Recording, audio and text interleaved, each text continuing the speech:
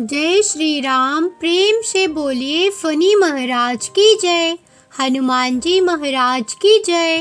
ओम नमः शिवाय। प्रिय भक्त जनों, आज आप श्रवण करेंगे न्याय के देवता शनिदेव तथा हनुमान जी की बड़ी ही दुर्लभ कथा। पुराणों के अनुसार शनिदेव का एक नाम कृष्ण भी है। यह नाम स्वयं श्री कृष्ण भगवान ने शनिदेव को दिया था। आज के दिन जो भी मनुष्य इस व्रत को करता है या कथा का श्रवण करता है, तो उन भक्तों पर शनिदेव के साथ हनुमान जी की भी कृपा प्राप्त होती है। क्योंकि शनिदेव से परेशान मनुष्य इस दिन हनुमान जी की कथा को सुनने तथा भजन कीर्तन करने से उनकी सभी प्रकार के ग्रह और फाड़े फाती ढैया समाप्त हो जाती है और साथ ही शनिदेव की कृपा से भक्तों को रोगों से मुक्ति मिलती है। तो प्रिय भक्त जनों, आइए श्रवण करते हैं दुख दारिद्र को दूर करने वाली शनिदेव की बड़ी ही दुर्लभ कथा। किसी गांव में एक बहुत ही विद्वान ब्राह्मण रहा करता था। एक दिन रात्रि में उसने स्वप्न में देखा कि एक नीला वस्त्र पहने हुए बहुत ही दिव्य पुरुष उसे कह रहा है कि हे ब्राह्मण देवता, मैं तुझे लगूंगा। अब देखिए, यह स्वप्न उस ब्राह्मण को रोज दिखाई देता। इससे वह परेशान हो गया और दुबला पतला होने लगा। उसका स्वास्थ्य बहुत ही गिरने लगा। एक दिन उसकी पत्नी ने कहा, देखिए, मैं आपको कितने अच्छे से खिलाती पिलाती हूँ, मेवा मिश्री खिलाती हूँ, दूध मलाई खिलाती हूँ, अच्छा भोजन आहार पकाकर खिलाती हूँ, फिर भी आप इतनी दुबले पतले क्यों होती जा रही हैं? इसका क्या कारण है? प्रिय भक्तजनों, उस ब्राह्मण ने अपनी पत्नी से अपना सारा हाल बताया कि मेरे स्वप्न में एक नीले कपड़े पहने हुए बहुत ही दिव्य पुरुष आते हैं। वे मुझसे कहती हैं कि हे ब्राह्मण, मैं तुझे लगूंगा। अब यही सोचकर मुझे भूख प्यास लगती नहीं, मैं दुबला पतला होता जा रहा हूँ। तब ब्राह्मण की पत्नी ने कहा, हे पतिदेव, मुझे लगता है कि आपको शनि भगवान दर्शन देते हैं। आपके ऊपर शनि की दशा शुरू होने वाली है, इसलिए आपको वे सचेत करती हैं। अवश्य ही वे शनि महाराज हैं। अब की बार आप जब दिखे तो आप उनसे कहिएगा कि आप मुझे सिर्फ सवा पहर ही लगना। फिर प्रिय भक्त जनों, उसी दिन जब रात्रि होती है तो ब्राह्मण फिर से सोता है और उसके स्वप्न में शनि भगवान दर्शन देती हैं और कहती हैं, हे ब्राह्मण, आज मैं तुम्हें लगूंगा। तब ब्राह्मण ने कहा, हे शनि भगवान, यदि आप लगना ही चाहती हैं तो लग जाइए, लेकिन यह बताइए भगवान, आप कितने दिनों के लिए लगेंगे? तब शनिदेव ने कहा, हे ब्राह्मण, तुम्हारे ऊपर फाड़े फाती शुरू होने वाली है, मैं तुम पर 7 साल के लिए लगूंगा। तब ब्राह्मण ने कहा, क्षमा कीजिए भगवान, इतना भारी तो मुझसे झेला नहीं जाएगा, 7 साल बहुत है भगवान। तब शनिदेव बोले, अच्छा 5 वर्ष के लिए लगूंगा। तब ब्राह्मण ने कहा, शनि महाराज, यह भी मेरे लिए ज्यादा है। शनि भगवान बोले, तो ठीक है, 2.5 साल का लग जाऊं। ब्राह्मण ने फिर मना कर दिया। तब शनिदेव कहने लगे, सवा पहर का लगूंगा तो ठीक रहेगा। प्रिय भक्त जनों, उसे सवा पहर की शनि की दफा लग गई। ब्राह्मण ने नींद से उठते ही अपनी पत्नी से कहा, देखो, मेरे सवा पहर की शनि की दफा लगी है, इसलिए मैं जंगल में जाकर समय बिताऊंगा। तुम मेरे खाने पीने का सारा सामान बांध दो और मेरे पीछे किसी से लड़ना मत, घर में बैठी रहना, बच्चों को भी कहीं मत जाने देना और इस सवा पहर में किसी को गाली भी मत सुनाना। ऐसा कहकर ब्राह्मण अपने घर से जंगल की ओर चल दिया। जंगल में ब्राह्मण एक पीपल के पेड़ के नीचे बैठ गया और हनुमान जी का पाठ करने लगा। एक पहर बीत गया तो ब्राह्मण ने सोचा बाकी का समय तो रास्ते में ही बीत जाएगा। सुबह वहां से चल दिया और रास्ते में चलते हुए उसे एक सब्जी मंडी दिखाई दी।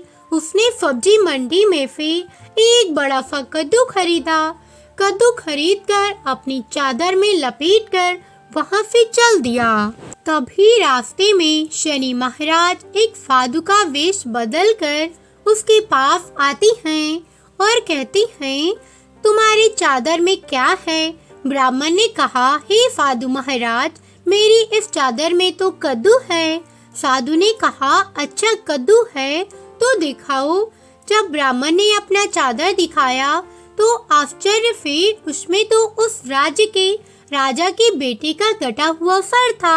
यह देखते ही साधु महाराज जो कि फनी देव थे, उस ब्राह्मण को लेकर राज दरबार में पहुंच गए और राजा से कहने लगे, महाराज, यह देखिए, यह दुष्ट दुराचारी आपके पुत्र की हत्या करके उसके सिर को काट के अपने चादर में लेकर घूम रहा था। इसे आप दंड दीजिए। प्रिय भक्तजनों, राजा ने जब सुना कि उस ब्राह्मण ने उसके पुत्र को मार दिया है, राजकुमार की हत्या कर दी है, तब राजा बहुत ही क्रोधित हुआ।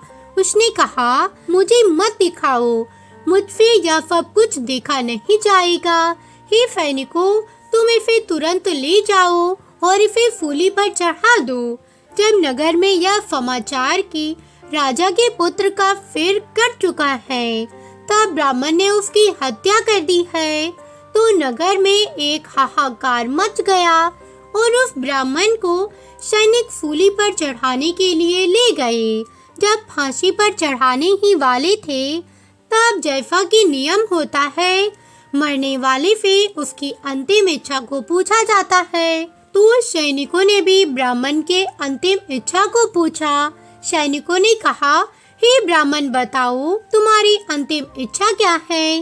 भक्तजनों, ब्राह्मण ने सोचा कि यदि किसी प्रकार कुछ समय तक ले लिया फांसी रुक जाए तो शनि की दफा का 1.25 पहर पूरा हो जाएगा। यह सोचकर उसने कहा, भाई, मैं बचपन से नित्य बालाजी की कथा और कहता और सुनता हूँ। आज मरने से पहले अंतिम बार कथा कह लेने दो। अब क्या था, फांसी देने वाले सैनिकों ने उसकी आखिरी इच्छा पूर्ण होने तक फांसी को रोक दिया। कहानी कहते कहते 1.25 पहर पूरा हो गया। शनि की दफा खत्म हो गई। अब इधर देखिए, राजा का जो पुत्र था राजकुमार, वह जंगल से शिकार खेलकर वापस राजमहल में आ गया। राजमहल में राजकुमार को देखते ही राजा बड़ा ही प्रसन्न हुआ, लेकिन मन ही मन उसे डर भी लगा। यदि उस निर्दोष ब्राह्मण को फांसी चढ़ा दिया गया होगा तो ब्राह्मण हत्या का दोष लग जाएगा। अब क्या था, राजा ने 2 घुड़सवार को जल्दी से फांसी की तरफ दौड़ाया और ब्राह्मण को आदर सहित दरबार में आने का हुक्म दिया। ब्राह्मण राज दरबार में उपस्थित हुआ तो राजा ने क्षमा याचना मांगते हुए कहा कि आपके बगल में जो चादर है उसे खोलकर दिखाओ। राजा की आज्ञा के अनुसार ब्राह्मण ने चादर खोली तो उसमें कद्दू था। राजा ने ब्राह्मण को बहुत सा धन दिया और पूछा, ही ब्राह्मण देवता, मुझे यह समझ में नहीं आया, इस सब के पीछे रहस्य क्या है? यह सब क्यों हुआ? आखिर यह सब क्या था? तब ब्राह्मण ने कहा, हे महाराज, मुझे 1.25 पहर की फनी की दफा लगी थी, इसलिए यह सब कुछ हुआ। राजा ने कहा, हे ब्राह्मण, फनी देव की दशा किस प्रकार टलती है? ब्राह्मण ने कहा, हे राजन, यदि राजा या फेट को यह दफा लगती है तो काला हाथी या काला घोड़ा दान करना चाहिए। गरीब को शनि की दफा लगती है तो पीपल की पूजा करनी चाहिए और फनी की कहानी सुननी चाहिए। तिल, तेल और काला उड़द आदि का दान करें। काले कुत्ते को तेल चुपड़ी रोटी खिलाएं तो शनि की दफा उतर जाएगी। अब देखिए, राजा ने उस ब्राह्मण को कद्दू वापस किया। अब घर आकर ब्राह्मण ने कद्दू अपनी पत्नी को दिया। जब उसकी पत्नी ने सब्जी बनाने के लिए उस कद्दू को काटा तो उसके बीजों की जगह हीरे मोती निकलने लगे। तब ब्राह्मणी ने पूछा, हे पति देव, यह सब क्या है? इसमें से हीरे मोती कैसे निकल रहे हैं? इसे कहाँ से लाए हो आप? तब ब्राह्मण ने कहा, हे प्रिय, जब शनि की दफा लगी थी तो यह कद्दू कुंवर का फिर बन गया था, और जब दफा उतरी है तो शनि महाराज ने कैफे निहाल कर दिया, हमें माला माल कर दिया। हे शनि देवता, जैसे ब्राह्मण को फनी की दफा लगी वैसे किसी को भी फनी की दफा न लगे। जैसे ब्राह्मण को धन दौलत मिला वैसे सबको धन दौलत मिले। कथा कहानी कहते सुनते हुंकार भरते सबको मिले, बोलिए श्री शनि देव की जय। ओम नमः शिवाय। प्रिय भक्त जनों, आप आइए सुनते हैं भगवान शनि देव की दूसरी कथा। यह कथा सुनने से भक्तों को मन वांछित फल की प्राप्ति होती है। नर्मदा नदी के किनारे एक गांव में बहुत ही बड़े साहूकार का परिवार निवास करता था। साहूकार की मृत्यु हो चुकी थी। घर में साहूकारनी और उसके 2 बेटे, एक बड़ी बहू थी। साहूकारनी का छोटा बेटा मानसिक रोग से ग्रस्त था। उसकी मानसिक स्थिति ठीक नहीं थी। साहूकारनी की बड़ी बहू तारा को विवाह के कई वर्ष बीत गए थे, पर अभी तक उसे संतान नहीं हुई थी। तारा को सदैव यही भय था कि कहीं उसके पति संतान पाने के लिए दूसरा विवाह न कर ले। यदि उसके पति ने दूसरा विवाह कर लिया तो उसे सौतन का दुख सहना पड़ेगा। प्रिय भक्तजनों, इसी डर से तारा ने एक योजना बनाई और उसने अपने घर में काम करने वाली नौकरानी चंदा से अपने देवर का विवाह कराने के लिए अपनी सास साहूकारनी तथा अपने पति को मना लिया। चंदा स्वभाव से बड़ी ही दयालु तथा कृष्ण भक्त थी। वह बचपन से ही उसी साहूकार के घर काम करती थी। उसका अपना कोई नहीं था। अब चंदा का विवाह मानसिक रोगी चंदन से करा दिया गया। कुछ साल बाद चंदा ने एक सुंदर पुत्र को जन्म दिया, किंतु चंदा की जेठानी तारा ने चंदा का बच्चा छीन लिया और उसे घर से धक्के मारकर निकाल दिया। और तारा ने अपने पति को भी अपने पक्ष में कर लिया। बेचारा चंदन तो मानसिक रोगी था, वह कर भी क्या सकता था, और वह साहूकारनी चाहकर भी कुछ ना कर सकी। प्रिय भक्तजनों, दरअसल यह तो तारा की चाल थी। उसने तो कभी चंदा को अपनी देवरानी माना ही नहीं। वह तो सिर्फ चंदा से उसका बच्चा लेना चाहती थी ताकि उसे पाल पोस कर अपना नाम दे सके। अब देखिए, चंदा के बार बार रोने गिड़गिड़ाने पर भी तारा नहीं मानी और उसे उस गांव से ही निकाल दिया। अब चंदा गांव-गांव भटकने लगी। भटकते भटकते वह कृष्ण जी के एक पुराने मंदिर में पहुंच गई। वहीं पर उसने प्रभु से न्याय की गुहार लगाई। वह अपना सिर भगवान की चौखट पर पटकने लगी और लगातार ओम कृष्णाय नमः मंत्र का जाप करती रही। प्रिय भक्त जनों, उस स्त्री की करुण पुकार न्याय के देवता शनि देव ने सुनी तथा भगवान श्री कृष्ण के आदेश से तुरंत चंदा के पास उपस्थित हो गए और साधारण मनुष्य का रूप धारण करके उसे अपने आप को कष्ट ना पहुंचाने के लिए कहा और कहा, हे बहन, तुम भगवान श्री कृष्ण पर विश्वास रखो और ओम श्री कृष्णाय नमः मंत्र का जाप प्राप्त करती रहो। तुम्हारा अवश्य ही कल्याण होगा। तुम्हारे जो भी दुख हैं सब भगवान श्री कृष्ण हर लेंगे और शनि देव की कृपा से तुम्हारा मंगल होगा। यह सुनकर चंदा भगवान श्री कृष्ण की आराधना में लग जाती और शनि देव का ध्यान करते हुए ओम कृष्णाय नमः मंत्र का जाप करने लगी। अब शनि देव एक साधु का वेश बदलकर साहूकार के घर पहुंच गए और अलख निरंजन का अलख जगाने लगे। तब घर से बाहर साहूकारनी निकली और उसने भिक्षा देकर उन्हें प्रणाम किया। तब साधु रूपी फणिदेव ने कहा, हे देवी, मैंने सुना है आपके घर में कोई मानसिक रोगी है। मैंने 7 सालों से हिमालय के जंगलों में भटकते हुए बहुत ही दुर्लभ जड़ी बूटी इकट्ठा की है, जो हर प्रकार के रोगों को समाप्त कर देती है। यदि आप कहें तो मैं आपके घर के मरीज को ठीक कर सकता हूँ। प्रिय भक्तजनों, उस साहूकारनी ने कहा, हे महात्मा, अहो भाग्य जो आप यहाँ पधारे हैं। महाराज जी, मेरा छोटा बेटा जो कि दिमागी रूप से बीमार है, आप उसे ठीक कर दीजिए। आप जो चाहेंगे मैं वह आपको दूंगी।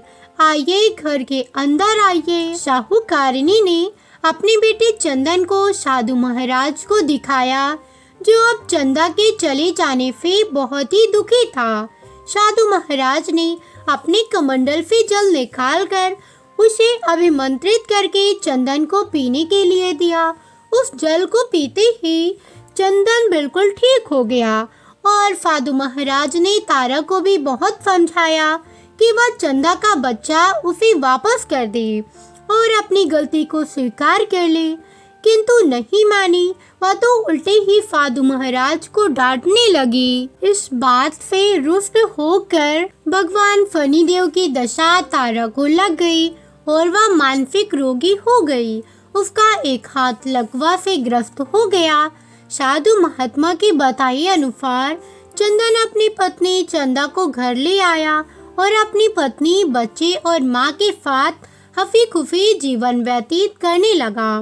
प्रिय भक्तजनों, तारा को शनिदेव ने उसके कर्मों का फल दिया और चंदा के सिर्फ ओम कृष्णाय नमः मंत्र का जाप करने से उस पर कृपा बरसाई और उसका बच्चा, पति, परिवार वापस मिल गया। उसका पति भी स्वस्थ हो गया। जय फणिदेव, जय जय फणिदेव, ओम नमः शिवाय। प्रिय भक्तजनों, साढ़े साती क्या होती है, इससे क्यों लोग डरते हैं? यह सही है कि साढ़े साती के समय व्यक्ति को कठिनाइयों और परेशानियों का सामना करना पड़ता है, किंतु फिर डरने और घबराने की कोई बात नहीं। इसमें कठिनाई और मुश्किल हालात जरूर आती हैं, परंतु इस समय व्यक्ति को कामयाबी भी मिलती है। बहुत से व्यक्ति साढ़े साती के प्रभाव से सफलता की ऊंचाइयों पर पहुंच जाती हैं। साढ़े साती व्यक्ति को कर्मशील बनाता है और उसे कर्म की ओर ले जाता है। अभिमानी, हठी और कठोर व्यक्तित्व वाले व्यक्ति से यह काफी मेहनत करवाता है। साढ़े साती के 3 चरण होती हैं। साढ़े साती का पहला चरण नजदीकी रिश्तेदारों और जातक को प्रभावित करता है। साढ़े साती का दूसरा चरण व्यापार और गृहस्थी को प्रभावित करता है। साढ़े साती का तीसरा चरण परिवार और स्वास्थ्य को प्रभावित करता है। भगवान शनिदेव न्याय के देवता हैं। यह कभी भी किसी को ऐसे ही दंड नहीं देती। यदि दंड देती है तो उसे उसके साथ बहुत ही बड़ी शिक्षा भी देती है। जैसे एक माता अपने पुत्र की गलती पर उसे दंड देती है, उसकी भलाई के लिए, उसे सही मार्ग पर जाने के लिए, ठीक वैसे ही शनिदेव कर्म और न्याय के पद पर चलने के लिए मनुष्य को दंड देती हैं, ताकि वह डरकर आगे ऐसा कार्य ना करे और अपने जीवन को सरल और सार्थक बनाए। भगवान शनिदेव तो न्याय की मूर्ति हैं। उनकी पूजा और भक्ति करके व्यक्ति धन ऐश्वर्य से संपन्न हो जाता है और सफलता की नई ऊंचाइयों को छूता है, जीवन में तरक्की करता है, घर में सुख, समृद्धि, वैभव का आगमन होता है और व्यक्ति का जीवन बड़ा ही सुखमय हो जाता है। शनिदेव भगवान को प्रसन्न करने के लिए शनिवार के दिन पीपल के पेड़ के नीचे शाम को दिया अवश्य जलाएं और कुत्ते को तेल से चुपड़ी रोटी अवश्य खिलाएं। शनिवार को जल में तिल डालकर पीपल को चढ़ाएं। इससे शनिदेव अत्यंत प्रसन्न होते हैं और ओम कृष्णाय नमः महामंत्र का जाप भी करें। ओम गंग गणपतये नमः। ओम गं गणपते नमः। अब सुनिए हनुमान जी की कथा। पौराणिक कथा के अनुसार बहुत समय पहले की बात है। एक साहूकारनी थी, उसका बेटा और बहू थे। पति की मृत्यु युवा अवस्था में ही हो गई थी और इस तरह उस साहूकारनी का रोज का नियम था, वह हनुमान जी के मंदिर में जाती और साथ में हलवा पूरी और चूरमा बनाकर ले जाती और हनुमान जी से कहती, कांधे सोटो लाल लंगोटो, हनुमान जी खायो चूरमा और रोटी। मैंने तुम्हें दिया जवानी में, तुम मुझे देना बुढ़ापे में। अब क्या था, पूजा करने के बाद वह साहूकारनी अपने घर आई तो उसकी बहू बोली, सासू जी तुम चूरमा रोटी लेकर कहाँ जाती हो? वह साहूकारनी बोली, मैं बालाजी के मंदिर में जाती हूँ। वह बोली, मंदिर में तो नहीं जाती हैं आप, हमें तो लगता है आप अपने खाने के लिए रोज चूरमा और हलवा बनाती हैं और चोरी चुपके जाकर कहीं खा लेती हैं। प्रिय भक्तजनों, सास अपनी बहू की बातें सुनती है तो भी कुछ नहीं बोलती और मन बड़ा ही दुखी होता है। उसे यह दुख होता है कि वह भगवान की भक्ति करती है और उसकी भक्ति बहू से चटोरी कह रही है। अब क्या था, दुख के मारे वह जाकर अपने कमरे में सो जाती है। सोते सोते 5 दिन हो गए। हनुमान जी स्वप्न में आए और बोले, हे साहूकारनी, तूने तो जवानी में दिया है, मैं तुझे बुढ़ापे में देता हूँ। साहूकारनी बोली, हे हनुमान जी, आज तो आप मुझे खाने के लिए दे देंगे, लेकिन रोज कौन देगा? हनुमान जी बोले, हे साहूकारनी, मैं तुम्हें रोज दूंगा। अब क्या था, हनुमान जी की महिमा देखिए, उन्होंने साहूकारनी के लिए चूरमा, रोटी, हलवा, पूरी दिया। साहूकारनी चुपचाप चूरमा, रोटी खा लेती है। इसी प्रकार 5-6 दिन बीतती हैं और धीरे धीरे बहू के घर में से अचानक अनाज इत्यादि खत्म होने लगती हैं। उसके पास कुछ नहीं रहता, सब चीज में घाटा पड़ गया। बहू ने सोचा, सास को 7 दिन हो गए हैं, मैंने तो उन्हें खाने को दिया भी नहीं, देखो तो कैसी हैं। अब देखिए, बहू अपनी सास के कमरे में जाकर देखती है तो उसने क्या देखा कि उसकी सास तो अच्छी भली मोटी ताजी हैं। बहू बोली, सासू जी, मैंने तुम्हें खाने को भी नहीं दिया और तुम क्या खाती हो, इतनी स्वस्थ और मोटी ताजी हो। सास बोली, मुझे तो हनुमान जी मीठी मीठी हलवा और रोटी दे जाती हैं, मैं वही खाती हूँ। अब क्या था, बहू सास के पैरों में गिर गई, उसे पछतावा हुआ। वह बोली, हे सासू माँ, हम तो तुम्हारे भाग्य का खाते हैं, हमारे घर में तो कुछ भी नहीं रहा। मैंने आपको खाना नहीं दिया, मैंने आपकी भक्ति को झूठा समझा, आपको चटोरी समझा, इसलिए भगवान ने मुझे दंड दिया। 7 दिन के अंदर ही हमारे घर से अनाज, धन इत्यादि समाप्त हो गया। हे सासू माँ, अब आप ही सब कुछ संभालो, मुझे आपकी भक्ति पर विश्वास हो गया। आपने हनुमान जी को भोग लगाया जवानी में और हनुमान जी ने आपको वही भोग बुढ़ापे में लौटाया है। आपका पेट भरा, हनुमान जी की महिमा अपार है। कोटि कोटि प्रणाम है। प्रिय भक्तजनों, अब क्या था, उस सास ने खुफी खुफी घर की सारी जिम्मेदारियां संभाल ली और सास यानी कि वह साहूकारनी हनुमान जी को रोज चूरमा, रोटी, हलवा पूरी खिलाया करती, हलवा पूरी चढ़ाया करती थी। फिर घर में बहुत बरकत हुई और खूब धन धान्य आने लगा।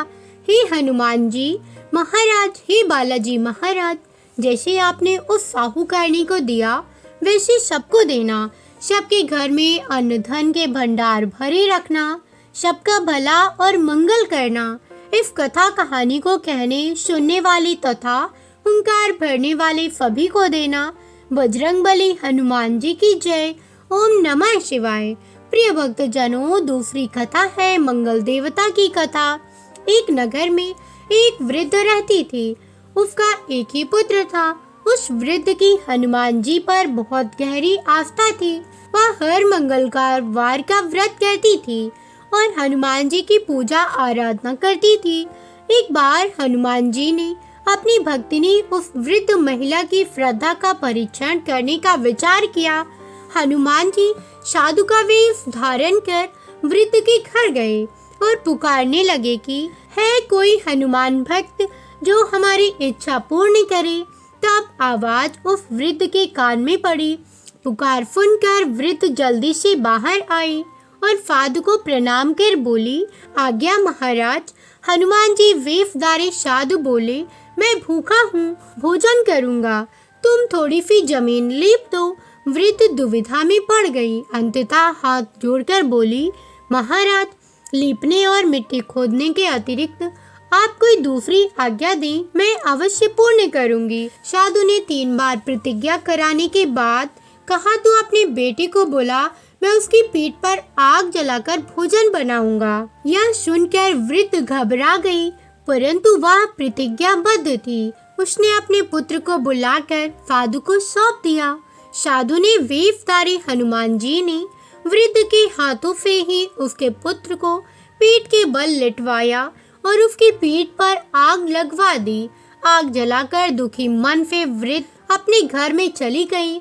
इधर भोजन बनाकर साधु ने वृद्ध को बुलाकर कहा कि उनका भोजन बन गया है, तुम अपने पुत्र को पुकारो ताकि वह भी आकर भोग लगा ले। इस पर वृद्धा बोली, उसका नाम लेकर मुझे और कष्ट ना दे। लेकिन जब साधु महाराज नहीं माने तो वृद्ध ने अपने पुत्र को आवाज लगाई। वह अपनी माँ के पास आ गया और अपने पुत्र को जीवित देखकर वृद्ध को बहुत आश्चर्य हुआ।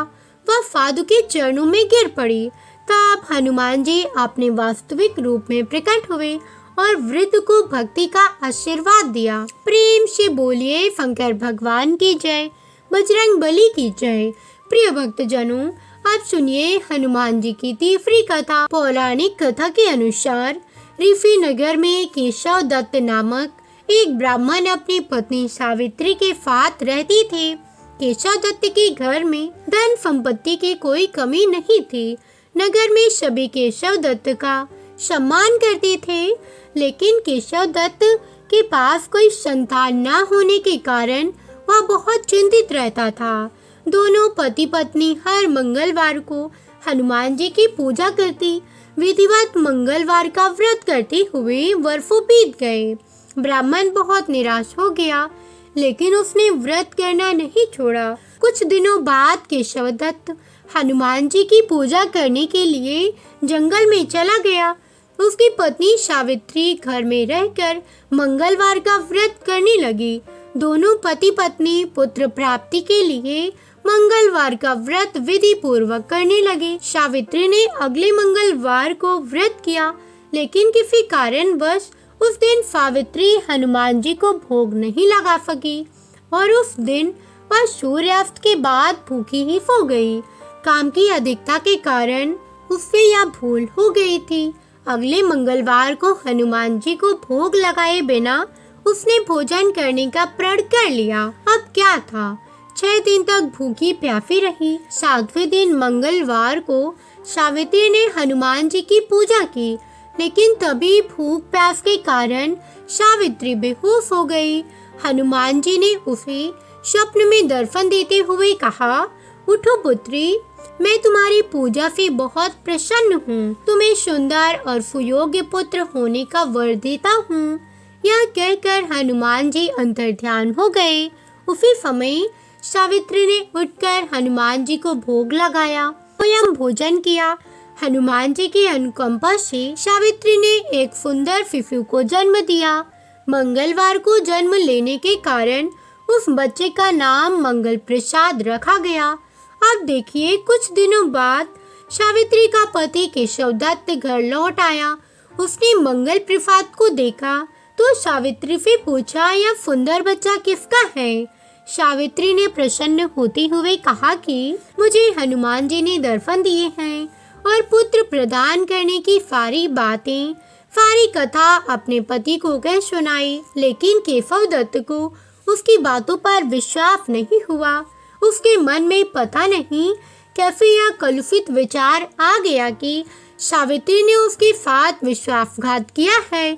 अपने पापों को छुपाने के लिए सावित्री झूठ बोल रही है। केशव दत्त ने उस बच्चे को मार डालने की योजना बनाई। एक दिन केशव दत्त स्नान करने के लिए कुएं पर गया। मंगल प्रसाद भी उसके साथ चला गया। केशव दत्त को मौका देखकर मंगल देव को कुएं में फेंक दिया और घर आकर बहाना बना दिया कि मंगल तो कुएं पर मेरे साथ पहुंचा ही नहीं। केशव दत्त के इतना कहने के ठीक बाद मंगल दौड़ता हुआ घर में आ गया। केशव दत्त मंगल को देखकर बुरी तरह हैरान हो गया। उसी रात हनुमान जी ने केशव दत्त को सपने में दर्शन देते हुए कहा, हे केशव दत्त, तुम दोनों के मंगलवार के व्रत करने से प्रसन्न होकर पुत्र जन्म का वरदान मैंने दिया था।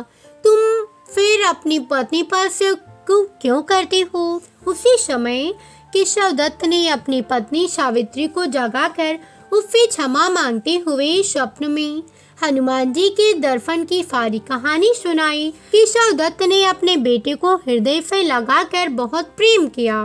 उस दिन के बाद सभी आनंद पूर्वक रहने लगे। मंगलवार का विधिवत व्रत करने से केशव दत्त के सभी कष्ट दूर हो गए। इस तरह से जो भी स्त्री पुरुष विधिवत मंगलवार का व्रत करके व्रत कथा सुनते हैं, हनुमान जी उनके सभी कष्ट दूर करके घर में धन संपत्ति का भंडार भर देती हैं, शरीर के सभी रोगों को नष्ट कर देती हैं। प्रेम से बोलिए बजरंगबली हनुमान जी की जय। ओम नमः शिवाय। आप सभी पर फनी देव और हनुमान जी की कृपा सदा सर्वदा बनी रहे। आज की कथा पसंद आई हो तो वीडियो को लाइक करके चैनल को सब्सक्राइब कीजिएगा और कमेंट में शनिदेव और हनुमान जी की जय जरूर लिखिएगा।